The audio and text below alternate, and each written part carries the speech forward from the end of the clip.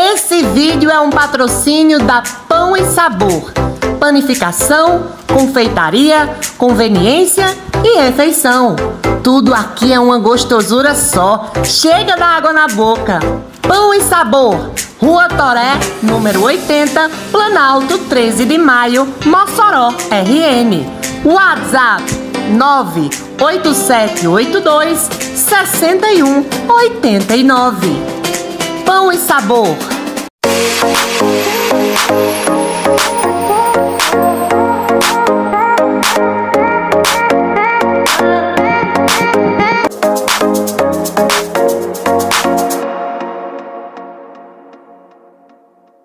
E aí, meu povo lindo, eu sou André Matias e eu estou aqui com mais um vídeo no nosso canal Junto e Misturado. No vídeo de hoje teremos uma entrevista com a psicóloga Raíssa Evelyn.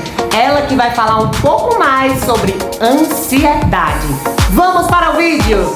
A ansiedade patológica, ela é caracterizada aí por uma preocupação desproporcional de situações cotidianas, no qual o sujeito ele não consegue aí controlar um pouco essa preocupação, e isso acaba sendo de modo tão exacerbado que esse sujeito ele passa a apresentar todo um quadro sintomático de um transtorno de ansiedade, né, podendo acometer várias áreas da sua vida. De acordo com o DSM-5, que é o nosso Manual Diagnóstico de Transtornos Mentais, os transtornos de ansiedade, eles são um grande grupo que se subdividem aí em diversas condições e manifestações desses transtornos de ansiedade, sendo eles o transtorno de pânico, a agorafobia, as fobias específicas, o transtorno de ansiedade social ou a fobia social, os transtornos de ansiedade de separação e o tipo clínico mais clássico que a gente encontra muito frequentemente, que é o transtorno de ansiedade generalizado. A aceleração de pensamentos ou crenças muito fixas, que sempre tem cenários que terminam em catástrofes, uma hipervigilância, ideias obsessivas, comportamentos compulsivos, uma relutância ou resistência de sair de casa ou se afastar muito de casa, um certo investimento, né, em planos para a preparação de um perigo futuro, uma certa necessidade de controle. Quando as coisas saem um pouco do controle, existe uma certa medida desproporcional da reação que esse sujeito vai ter. Então, tudo isso se caracteriza um pouco de sintomas psicológicos da ansiedade.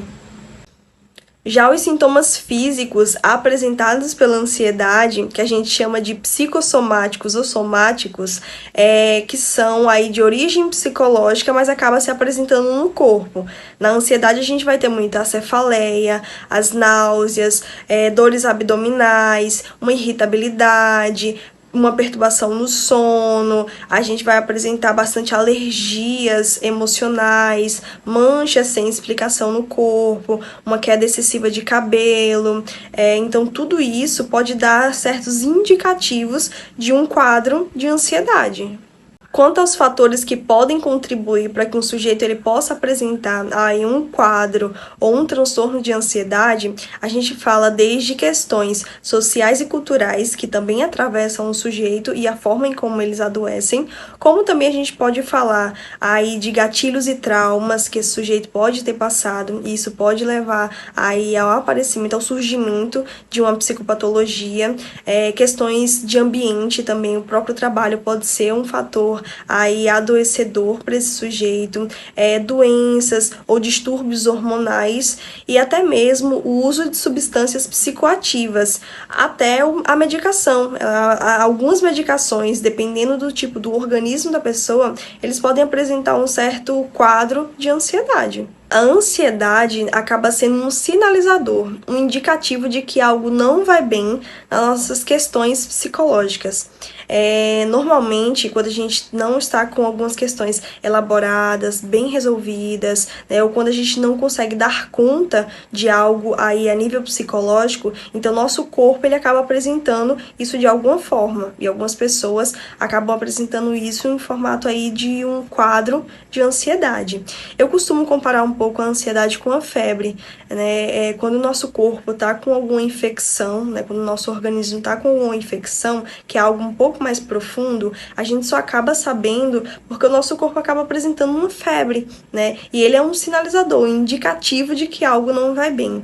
A ansiedade, ela é um pouco parecida com a febre, né? Quando algo interno, quando algumas questões psíquicas insistem em surgir à tona, né? Em vir à tona, na verdade, o nosso corpo, ou nós, acabamos apresentando alguns quadros de ansiedade. Então, nesse sentido, o direcionamento do tratamento na ansiedade, ela vai na escuta disso do que está por trás da ansiedade, né? O que esse sujeito tem a falar sobre a sua ansiedade? Desde quando isso começou a acontecer? Então, dar uma escuta do que quer essa ansiedade, aí comunicar esse sujeito é um bom direcionamento para a gente começar a pensar aí num tratamento nessa psicopatologia.